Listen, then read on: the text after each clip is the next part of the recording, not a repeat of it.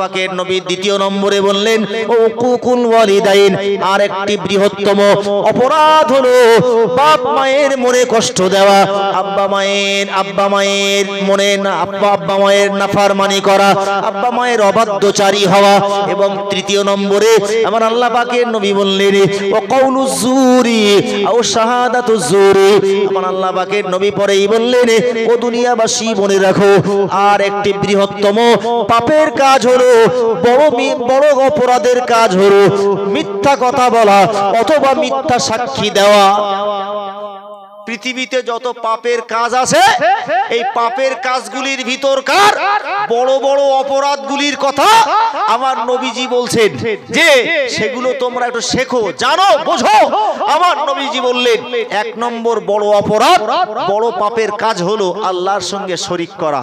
দুই নম্বর বড় পাপের কাজ, অপরাধের কাজ হলো পিতা মাতার মনে কষ্ট দেওয়া। এ তো ভুরি ভুরি পাই আমরা, তাই না? পিতা মাতার মনে কষ্ট দেওয়া সন্তান গ্রামে খুঁজলে এক আধটা পাওয়া যাবে না? যাবে না? এই গ্রামে একটা দেখ পাওয়া যেতে পারে, যাবে। এখন বলেন, এখন যে ছেলেটা তার বাপ মায়ের মনে কষ্ট দিয়েছে এই ছেলেটা জি পৃথিবীর সব থেকে বড় অপরাধ করে ফেলেছে। নাউজুবিল্লাহ বলেন। আব্বা মায়ের মনে কষ্ট দেওয়া যায় না ভাই। আব্বা মা অন্য জিনিস। আব্বা মা তানাদেরকে আল্লাহ কোন সম্মানে ভূষিত করেছেন, কোরআন দিয়ে আল্লাহ বলেছেন ও কদা রব্বুকা আল্লাহ তা'বুদু ইল্লা ইয়্যাহ। বান্দা বান্দি তোমরা আমি আল্লাহ আমাকেই কেবলমাত্র আমাকেই তোমরা ইবাদত করো, আমি ভিন্ন ইবাদত পাওয়ার কেউ নেই।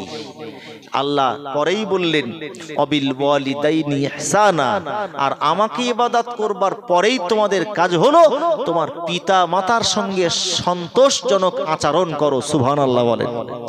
সবাই মিলে বলি সুবহানাল্লাহ, সবাই মিলে বলেন তো সুবহানাল্লাহ। পিতা মাতার সঙ্গে ভালো ব্যবহার করতে হবে। যদি না করি তাহলে কোরআন দিয়ে জানিয়েছে ইম্মা ইয়াবলুগান্না ইনদাকাল কিবারা আহাদাহুমা আও কিলাহুমা, যদি তোমার বাপ মা দুজন অথবা একজন বৃদ্ধা হয়ে গেছে, খবরদার ওই বাপ মাকে তুমি তিরস্কার করবে না। এবং ওই বাপ মাকে তিরস্কার শুধু নয়, বরঞ্চ ওই বাপ মায়ের সামনে তুমি অকথা কুকথা বলবে না, যে কথায় তোমার পিতা মাতা তোমার উপরে অসন্তুষ্ট হয়ে শুধু বলবে উফ ফালা উফিউ ওয়ালা তানহারহুমা।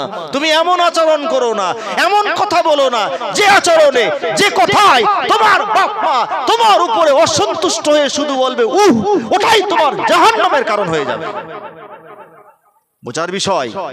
শুধু আমি আমার আব্বা মায়ের সামনে একটা কথা বলেছিলাম, আব্বা মা বলে তুই কি সন্তান এই কথা তুই আমার সামনে বললি, তুই কি সন্তান এই কাজটা আমার সামনে করলি, এই যে অসন্তুষ্ট বিরাগ ভাজন আব্বা হয়েছে, ওই অসন্তুষ্টিটাই আমার জন্য জাহান্নামের কারণ হয়ে যেতে পারে। আব্বা মাকে তো শুধু ভৎসনা করি, তিরস্কার করা যাবে না। কোরআন জানিয়েছে ওয়ালা তানহারহুমা, তিরস্কার করবে না। আরে তিরস্কার মানে কি? তুচ্ছ তাচ্ছিল্য জ্ঞান করা। আব্বা একটা কথা বললো, এই চুপ করো দিন, থাকো দিন, তুমি বোঝো না। মা একটা বললো খোকা একটু বাজারে যা, এই থামো, ফাঁস করো না তো, এর নাম তো তিরস্কার। আর এ সমাজে এ সন্তানের বহু দেখা মিলবে। বাপ মাকে সবসময় জি তুচ্ছ তাচ্ছিল্য জ্ঞান করা, এর নাম তিরস্কার। আর এই তিরস্কার করতে কোরআন নিষেধ করে দিয়েছে যে সন্তান তোমার বাপ মাকে তুমি তিরস্কার করবে না, তুচ্ছ তাচ্ছিল্য করবে না, তাদের সামনে তুমি জোর গলায় কথা বলবে না, ঝগড়াঝাটি করবেই না, জোর গলায় কথাও বলবে না। আর এমন আচরণ করো না, এমন কথা বলো না যে আচরণে আর যে কথায় তোমার পিতা মাতা অসন্তুষ্ট শুধু উহু বলবে, ওটা তোমার জাহান্নামের কারণ হয়ে যাবে। সম্মানিত ঈমানওয়ালা মুসলমান মনে রাখো, ও দুনিয়ার সন্তানের দর অবশ্যই মনে রাখতে হবে আমার আল্লাহ পাক জানিয়ে দিয়েছেন ইম্মা ইয়ামলুগান্না ইনদাকাল কিবারা আহাদাহুমা আও কিলাহুমা ফালা তাকুল লাহুমা উফিউ ওয়ালা তানহারহুমা ওয়া কুল লাহুমা কওলান কারীমা। আমার আল্লাহ পাক পরেই জানিয়ে দিয়েছেন বাপ মায়ের সামনে যদি কথাবার্তা বলতে হয়, ও দুনিয়ার সন্তানের দল আমি আল্লাহ তোমাদিগকে শিক্ষা দেই ওয়া কুল লাহুমা কওলান কারীমা। অবশ্যই অবশ্যই তোমার আব্বা মায়ের সঙ্গে তুমি নরম ভাবে কোমল ভাবে কথাবার্তা বলবে। একটু মন খুলে বলেন না সুবহানাল্লাহ। ওই ইমানওয়ালা মুসলমান মনে রাখো, আমার আল্লাহ পাক আমাদেরকে শিক্ষা দিলে রে, অবশ্যই মনে রাখতে হবে।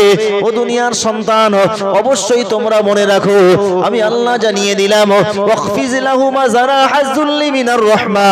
তোমার ওই পিতা মাতার জন্য তোমার দয়ার বাহুটাকে, দয়ার ডানাটাকে, দয়ার বাহুটাকে আগলে রাখো। তোমার পিতা মাতার যেন কোনো কষ্ট না হয়। তোমার আব্বা মায়ের এমন যত্ন আত্তি করো, তোমার হাত দিয়ে, তোমার হৃদয় দিয়ে যে যত্ন আত্তিতে তোমার পিতা মাতা তোমার উপরে খুশি হয়ে যায়। ওই ঈমানওয়ালা মুসলমান, আমার আল্লাহ পাক সন্তান দিগকে আরো শেখাচ্ছেন, ও দুনিয়ার সন্তানের দল, আমি আল্লাহ তোমাদেরকে বললাম ওয়াকুর রব্বিরহামহুমা কামা রব্বায়ানি সগীরা। অবশ্যই অবশ্যই আমি আল্লাহ আমার কাছে তোমার বাপ মায়ের জন্য দোয়া করো। রব্বুল আলামিন, আমার বাপ মা আমি যখন ছোট ছিলাম, শিশু অবস্থায় ছিলাম, আমার প্রতি যে যত্ন আত্তি করেছিল, আমার পিতা মাতা আমি যখন শিশু ছিলাম আমার উপরে যে যত্নশীলতা প্রদর্শন করেছিল, আমি শুধুমাত্র কান্না করেছিলাম। আমার মা বুঝে গিয়েছিল আমার কচির ক্ষুধা পেয়েছে, আমাকে খাইয়েছে রে, আমি শুধু একটুখানি কেঁদেছিলাম, কথা বলতে পারিনি। আমার মা বুঝে গিয়েছিল আমার কচির পেট ব্যথা করছে, হয়তো কোথাও পিপিলিকায় কামড় দিয়েছে। ও ঈমানওয়ালা মুসলমান, আমি সন্তান হিসাবে আমি আল্লাহর কাছে বলবো, ও রব্বুল আলামিন আল্লাহ, আমার যে আব্বা যে মা শিশু অবস্থায় আমার উপরে যেমন সদয় হয়েছিলেন, ওই আব্বা মাস কবরে গেছে কি, ওই আব্বা মাস বৃদ্ধা হয়েছে, রব্বুল আলামিন ওই আব্বা মায়ের জন্য আপনার কাছে আমার হৃদয়ে খোলা দোয়া, আল্লাহ আপনার রহমতের কোলে আমার আব্বা মাকে জায়গা করে দিন। আর একটু মন খুলে বলেন না সুবহানাল্লাহ। নারায়ে তাকবীর, নারায়ে তাকবীর। একবার দরুদ শরীফ। আল্লাহুম্মা সাল্লি আলা সাইয়্যিদিনা ওয়া আলা আলি সাইয়্যিদিনা। জন্ম আমার নবীর যুগে হলে কেমন হতো, দুনয়নের রাসূল পাক দেখিলে কেমন হতো, দুনয়নের রাসূল পাক দেখিলে কেমন হতো।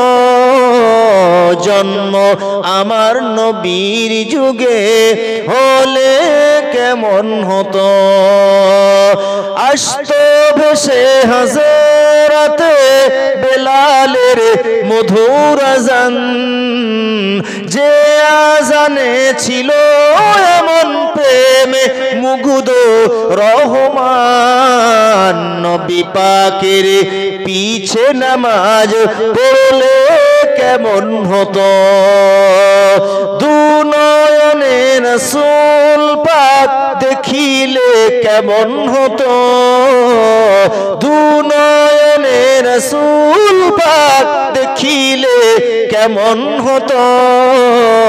জন্ম আমার নবীর যুগে হলে কেমন হতো। আল্লাহুম্মা সাল্লি আলা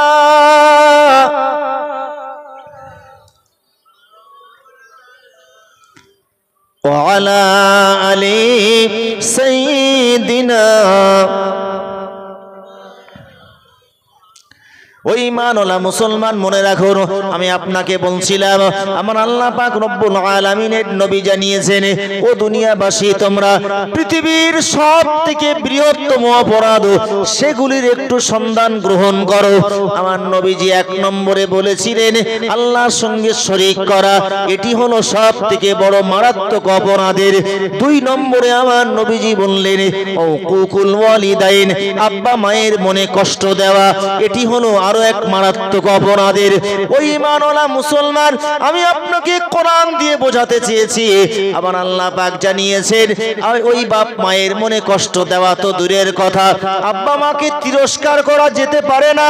আব্বা মায়ের সামনে যদি কথা বলতে হয়, আমার আপনাকে নরম সুরে কোমল সুরে কথাবার্তা বলতে হয়।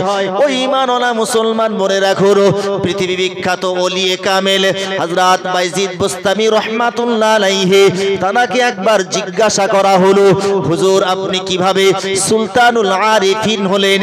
আপনি কিভাবে এত বড় মর্যাদা পেলেন? সুলতানুল আরিফিন বাইজিদ বুস্তামি রাহমাতুল্লাহ আলাইহি বলেছিলেন, আমি কোনো এক শীতের রাতে আমার মা আমায় বলেছিলেন, ও বাবা বাইজিদ, আমার শরীরটা একটু খারাপ করেছে, আমার জন্য একটু পানি নিয়ে এসো। আমার শরীরটা একটু খারাপ করেছে, আমার জন্য এক গ্লাস পানি নিয়ে আসো। আমি বাইজিদ ঘরে খোঁজ নিলাম, এক ফোঁটাও পানি পেলাম না। আমি বাইজিদ গ্লাস নিয়ে বেরিয়ে গেলাম। দূর থেকে পানি নিয়ে যখন ঘরে এলাম, আমি দেখলাম আমার মা ঘুমিয়ে গেছে। আমার মা বলেছিলেন আমার মা অসুস্থ, তাই আমি আমার মা ঘুমিয়ে গেছে রে, ঘুমন্ত মাকে আমি ডিস্টার্ব করব না, তাকে জাগিয়ে তুলে পানি পান করে আমি তাকে কষ্ট দেব না। এই বিয়াদবি মনে করে মাথার ধারে আমার মায়ের কাছে আমি দাঁড়িয়ে রইলাম। আমার মা ঘুমিয়ে আছেন, কখন মায়ের ঘুম ভাঙবে? আমি বাইজিদ আমার মাকে পানি পান করাবো, তাই আমার মায়ের শিয়রে দাঁড়িয়ে আছি। আমার মা ফজর পর্যন্ত ঘুমালেন। শীতের রাতে আমি বাইজিদ আমি থর থর করে কাঁপছি। না না না, গ্লাস রেখে আমি ঘুমাবো না। আমার মা যদি আবার ঘুম ভেঙে ডাকে, বাইজিদ আমার একটু পানি পান করাও, আর আমি ঘুমের ঘরে যদি শুনতে না পাই, আমার মায়ের কষ্ট হবে। তাই বাইজিদ মায়ের মাথার কাছে সারা রাত ধরে দাঁড়িয়ে আছে। ওই ঈমানওয়ালা মুসলমান সকালবেলা ফজরের আযান যখন হয়েছে, বাইজিদ বুস্তামির মা ঘুম ভেঙেছে, দেখলেন মাথার কাছে হযরত বাইজিদ বুস্তামি রাহমাতুল্লাহ আলাইহি, তিনি গ্লাস নিয়ে থরথর করে কাঁপছেন। কি ব্যাপার বাবা বাইজিদ, কেন এমন করে গ্লাস হাতে নিয়ে দাঁড়িয়ে কাঁপছো? আমার মায়ের কথায় আমি বলেছিলাম, ও আম্মা জান, তুমি সন্ধ্যাকালীন সময়ে আমার কাছে পানি চেয়েছিলে, ঘরে পানি না থাকার জন্য আমি দূর থেকে পানি আনতে গিয়েছিলাম। পানি যখন নিয়ে ঘরে ফিরলাম, আপনি তখন ঘুমিয়ে আছে, তাই আপনার ডাকা বিয়াদবি মনে হবে মনে করে আমি এখানে দাঁড়িয়ে আছি। আপনি কখন আমায় ডাক দেবেন আর আমি আপনাকে পানি পান করাবো, তাই আমি এখানে দাঁড়িয়ে আছি। আমি যদি গ্লাস রেখে শুয়ে পড়তাম, হয়তো আমি ঘুমিয়ে রইলাম, আর তখন আপনি আমায় ডাকলেন, আমি শুনতে পেলাম না। আপনার এতটুকু কষ্ট আমি দিতে না চাইতেই আমি গ্লাস নিয়ে আপনার মাথার কাছে আমি সারা রাত দাঁড়িয়ে আছি। কখন আপনার ঘুম ভাঙবে, তাই আমি দাঁড়িয়ে। আপনার ঘুম যখন ভেঙেছে, ও আম্মা জান, আপনি জলদি করে পানি পান করুন। হযরত বাইজিদ বুস্তামি রাহমাতুল্লাহ আলাইহির আম্মা জান গ্লাস খানা নিয়ে বাইজিদ বুস্তামিকে নিজের গরম লেপ কাঁথার ভিতরে ঢুকিয়ে দিলেন। আর বাইজিদ বুস্তামির আম্মা জান তিনি ওযু করে এসে ফজরের সালাত আদায় করলেন, নামাজ আদায় করলেন। আর ফজরের নামাজ আদায় করে আল্লাহর কাছে দোয়া চাইলেন, রব্বুল আলামিন আমার বাইজিদ আমার জন্য আজ যা করেছে, আমি মা হয়ে আমার বাইজিদের জন্য, ও আল্লাহ আপনার কাছে আমি মা হিসাবে আমার হৃদয় খোলা দোয়া, আল্লাহ আমার বাচ্চা আমার সন্তান বাইজিদকে সুলতানুল আরিফিন বানিয়ে দেবে। আর একটু মন খুলে বলেন না সুবহানাল্লাহ।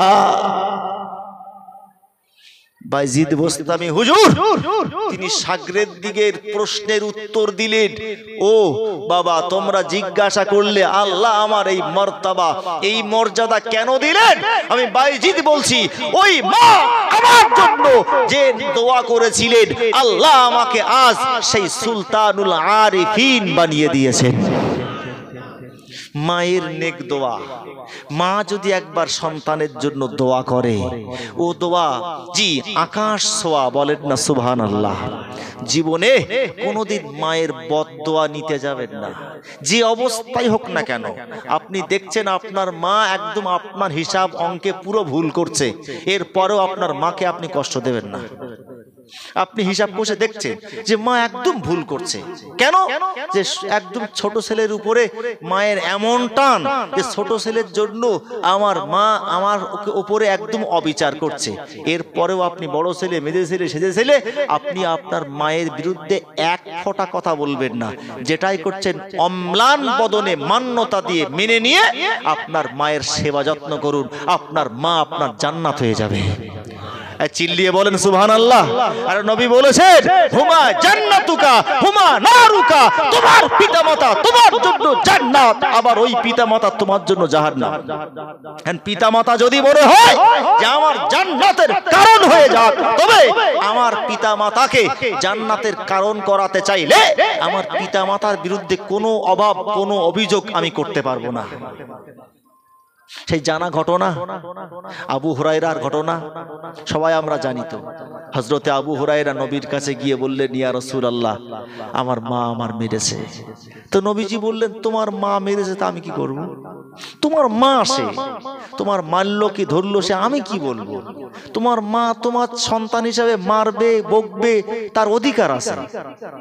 তোমার মা তোমার উপরে যে কাজ করেছে, তোমার মা তোমার উপরে যে দয়া দাক্ষিণ্যতা করেছে, সেই দয়া দাক্ষিণ্যতা তোমার মা করেছে, ওই মা তোমার বকছে, ওই মা তোমার মারছে, মারতেই পারে, বকতেই পারে, তোমার মায়ের অধিকার আছে। সুবহানাল্লাহ বলেন। ইসলাম বলেছে মা বাপ যদি সন্তানকে শাসন করবার জন্য মারে, ওই বাপ মাকে কিয়ামতের দিন কেন মেরেছিল কৈফিয়ত নেওয়া হবে না। সুবহানাল্লাহ বলবেন না? বাপ মাকে কৈফিয়ত নেওয়া হবে না। এই সন্তান, তুই নামাজ পড়িসনি কেন? আপনি থাপ্পড় মারলেন, ওই থাপ্পড় কেন মেরেছিলেন? কিয়ামতের দিন আল্লাহ কৈফিয়ত নেবে না। প্রত্যেকটা কাজ কথার হিসাব আল্লাহ নেবে। বলো, নবীজি যখন বললেন যে প্রত্যেকটা কাজের প্রত্যেকটা কথার হিসাব দেওয়া লাগবে, তো উমারে ফারুক রাদিয়াল্লাহু তাআলা আনহুর কাঁধে ছিল একটা খেজুরের ডাল, খেজুরের ডাল না, খেজুরের কাঁধি, খেজুর ছিল অনেকটা, খেজুরের কাঁধি। তো এই খেজুরের কাঁধিটা মাটিতে সজোরে আঘাত করলেন, খেজুরগুলো চতুর্দিকে ছড়িয়ে ছিটিয়ে গেল। নবীজিকে জিজ্ঞাসা করলেন, ইয়া রাসূলুল্লাহ, আমি যে কাজটা করলাম এই সম্পর্কে আল্লাহ কি আমায় জিজ্ঞাসা করবে? নবীজি বলেন, হ্যাঁ জিজ্ঞাসা করবে। যে তুমি সেদিন নবীর সামনে ওই কাজটা করেছিলে কেন, জবাব দাও। তাহলে প্রত্যেকটা কাজের আর প্রত্যেকটা কথার আমার হিসাব দেওয়া লাগবে। নবীজি, ওই নবীজিই বললেন যে বাপ, যে মা তার সন্তানকে শিষ্টাচার শিক্ষা দেওয়ার জন্য, আদবি বানানোর জন্য, আখলাকি বানানোর জন্য, ইসলামটাকে মান্যতা দেওয়ার জন্য মারধর করবে, বকাঝকা করবে, শাসন করবে, এর জন্য আল্লাহ ওই বাপ মাকে কোনো কৈফিয়ত করবে না, জবাবদিহিও করতে হবে না। সুবহানাল্লাহ বলেন। বাপ সন্তানগুলো মানুষ করতে হবে, সন্তান মানুষ করতে হবে। তো নবীর কাছে আবু হুরায়রা রাদিয়াল্লাহু তাআলা আনহু যখন বললেন, ইয়া রাসূলুল্লাহ, আমার মা আমার মেরেছে, নবীজি বললেন, তোমার মা মারতে পারে, আমি সেখানে কি করব? আমার কিছু করার নেই। হযরতে আবু হুরায়রা বললেন, ইয়া রাসূলুল্লাহ, আমার মায়ের বিরুদ্ধে আপনার কাছে অভিযোগ করতে আসিনি, আমি শুধু বলতে এসেছি আমার মায়ের জন্য আপনি একটু দোয়া করুন, আমার মা যেন ঈমানের কলমা পড়ে তাওহীদের বাণী উচ্চারণ করে আমার মা ঈমানদার হয়ে যায়। নবীজি দোয়া শুরু করেছেন, আল্লাহ আবু হুরায়রার মাকে হেদায়েতের নূর দান করুন, বলেন না সুবহানাল্লাহ। নবীজি দোয়া শুরু করেছেন, আবু হুরায়রা দৌড়াচ্ছেন, দৌড় লাগিয়েছে।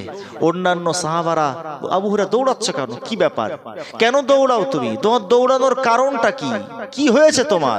তুমি তো সুফা, তুমি সুফি গোছের লোক, তুমি ভদ্র বিনয়ী মানুষ, তুমি দৌড়াও কেন, কি হয়েছে তোমার?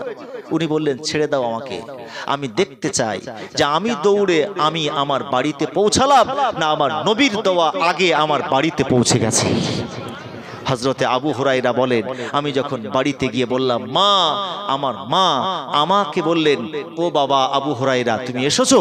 আমার মা এমন ভাবে আমায় ডাকলেন, আমি আমার মায়ের ডাকেই বুঝলাম যে আমার মায়ের ডাকে তাওহীদের গন্ধ রয়েছে। আর একটু মন খুলে বলেন সুবহানাল্লাহ। সম্মানিত ঈমানওয়ালা মুসলমান মনে রাখো, ওই ঈমানওয়ালা মুসলমান আমার আল্লাহ পাকের নবী বললেন, ও দুনিয়াবাসী মনে রাখো, খবরদার খবরদার, তোমার পিতামাতা যখন তুমি তোমার জীবদ্দশায় পেয়েছো, ওই পিতামাতাকে তুমি জান্নাতের কারণ মনে করে জান্নাতের সার্টিফিকেট জোগাড় করো। পিতামাতার সেবা যত্নের ভিতর দিয়ে তোমার আব্বা মাকে এমন সেবা যত্ন করো, তোমার আব্বা মাকে সেবা যত্ন এমন পর্যায়ের করো, বিনিময়ে আল্লাহ জানো জান্নাতের সার্টিফিকেট তোমায় প্রদান করেন। আমার নবীজি বললেন, যে লোকটা তার বাপ মাকে পেয়েছে অথচ জান্নাতের সার্টিফিকেট জোগাড় করতে পারেনি, ওই লোকটার মতো দুর্ভাগ্যবান আর কেউ নেই।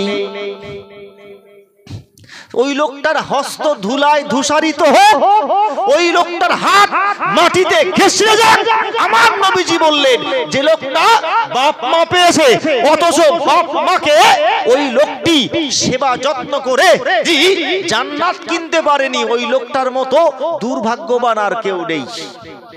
জি, ওই বাপ মা কোন মর্যাদার আসনে আসীন আমার আল্লাহ করেছেন বুঝি না, তবে আমার বাপ মা যারা আছে তাদেরও উচিত এই ইসলামিক জ্ঞানগুলো সন্তানের মাথায় দেওয়া, যে ইসলাম বাপ মাকে কোন আসন দান করেছে একটু বোঝ।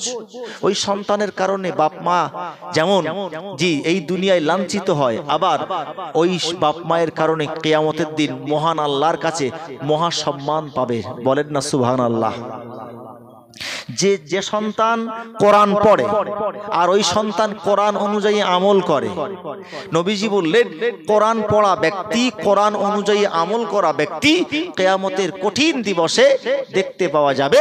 এই কোরআন পড়া ব্যক্তি যদি কোরআন অনুযায়ী জীবন গঠন করেছেন, ওই বাপ মাকে কিয়ামতের দিন সূর্যের থেকেও আরো উন্নত রশ্মিধারী উজ্জ্বল নূরের টুপি পরিধান করিয়ে দেবেন।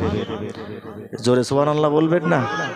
আমার বাচ্চা কোরআন পড়বে, আমার বাচ্চা কোরআন অনুযায়ী জীবন সাজাবে, বিনিময়ে আমি বাপ মা কি হব?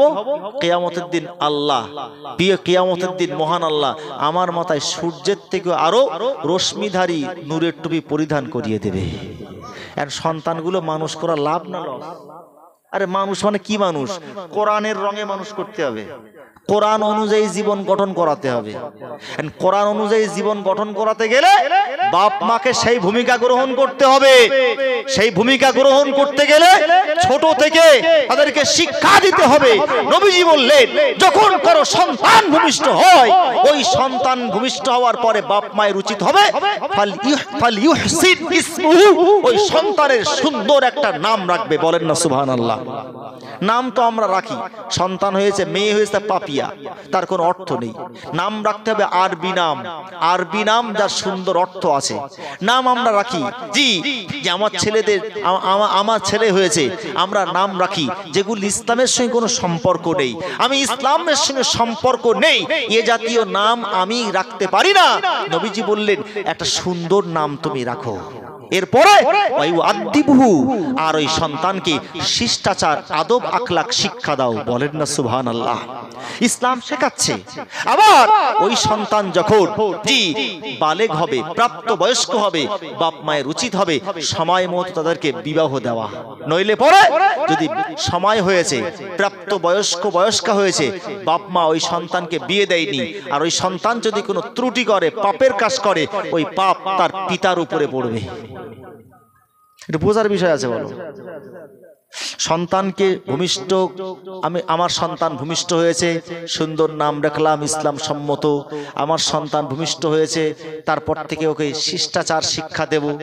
এরপরে ওই সন্তান বড় হয়েছে, আমি যদি সময়ে তাকে বিয়ে না দিই, আর সে যদি কোনো ভুল পথ ধরে, ভুল কাজ করে, ওই পাপের ভাগ বাপের উপরেও পড়বে। নবীজি বলেছেন। এখন আমি পিতা মাতা হিসেবে দায়িত্ব কি? ভালো নাম রাখা এবং শিষ্টাচার শিক্ষা দেওয়া। শিষ্টাচার শিক্ষা দেব মানে আমি আমার সন্তানকে ছোট থেকেই প্রত্যেকটা কাজ ডান হাত দিয়ে করবার জন্য, আমি ডান হাত দিয়ে করবার জন্য আমি শেখাবো আমার বাচ্চা। জি, মা তার ভূমিকা বিরাট, সন্তানটাকে লালিত পালিত করতে। এই কটা পর্যন্ত চলবে, শুধু বলেই তো যাচ্ছি, কটা পর্যন্ত চলবে বলেছে? দুটো মানে আল্লাহু আকবার, মাশাআল্লাহ। জি, আমি শেষ তো নাকি? আমার পরে আর কেউ আছে নাকি? আমি শেষ তো? ও তো কি উপলক্ষে সভাটা শোনা হয়নি কিছু? আপনারা জানেন কি? গ্রামের সভা, বাৎসরিক সভা, তাই তো? মাশাআল্লাহ মাশাআল্লাহ। এই উঠছেন কেন? শেষ করে দেবো, আসেন আসেন। জি জি, কষ্ট হলে হবে, এই আলোচনা শুনলে কষ্ট হবে না।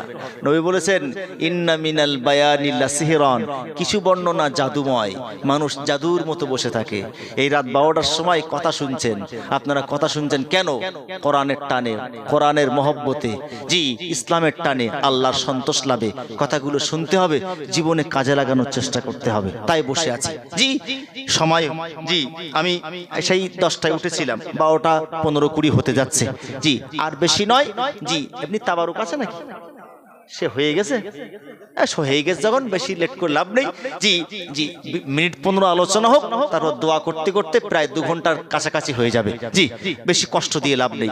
মানুষ যারা অল্প কিছু আলোচনা শুনবার পরে 2টো আলোচনা জীবনে কাজে লাগাবে, এই মানসিকতা নিয়ে উঠলে কাজের হবে। আর যদি বিরাট শুনলাম কাজে লাগালাম না, সব বেকার হবে।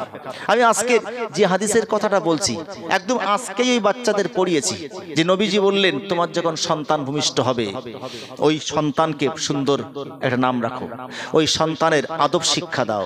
আদব শিক্ষা দেব মানে, আদব শিক্ষা বলতে আমি প্রথম থেকে আমার সন্তান জি ডান হাত দিয়ে কাজ করবার, ডান দিক দিয়ে কাজ করানোর আমি চেষ্টা করব। মায়ের উচিত হবে, মা যখন বাচ্চাকে দুধ পান করাবে, আগে ডান স্তন মায়ের বাচ্চার মুখে দেবে এবং বিসমিল্লাহি ওয়া আলা বারাকাতিল্লাহ বলেই সন্তানকে দুধ পান করাবে। অনেক মায়ের দুধ হয় না, জি স্যারালাক খেতে হয়, ল্যাকটোজেন নেস্টোজেন দিতে হয়।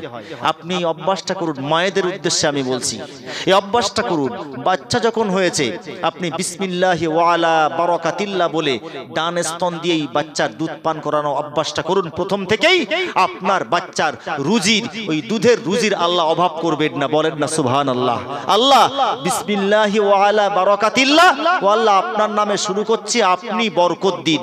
আমি যখন মা বারবার বলছি, আল্লাহ ওই মায়ের দোয়া বাচ্চার জন্য কবুল করে তার দুধের অভাব রাখবেন না, বলেন না সুবহানাল্লাহ। আপনি করে দেখুন, স্যারালাক কিনতে হবে না, নেস্টোজেন ল্যাকটোজেন কিনতে হবে না, ওই ইসলামটা মানতে শিখুন। সম্মানিত ঈমানওয়ালা মুসলমান মনে রাখো, ও আল্লাহর বান্দা বান্দি, সম্মানিত ঈমানদার ভাইয়েরা আমার, অবশ্যই মনে রাখা দরকার। আমি আপনাকে বলবো, আমার সন্তানকে যদি ইসলাম সম্মতভাবে আমি যদি লালন পালন করতে চাই, আদব শিক্ষা দিতে চাই, শিষ্টাচার শিক্ষা দিতে চাই, তবে অবশ্যই মনে রাখতে হবে, ও ভাইরা আমার, ও ঈমানওয়ালা মুসলমান, সম্মানিত দিনদার মুসলমান মনে রাখো, অবশ্যই আমাকে আমার সন্তানকে যখন সে কথা বলতে শুরু করবে, তাকে আমি আল্লাহ বলা শেখাবো। ও বান্দা বান্দি, তোমার জবান দিয়ে আল্লাহ উচ্চারণ করো, লা ইলাহা ইল্লাল্লাহ বলো। আমার বাচ্চা যখন প্রথম কথা বলবে, প্রথম কথাই হবে আল্লাহ বলা।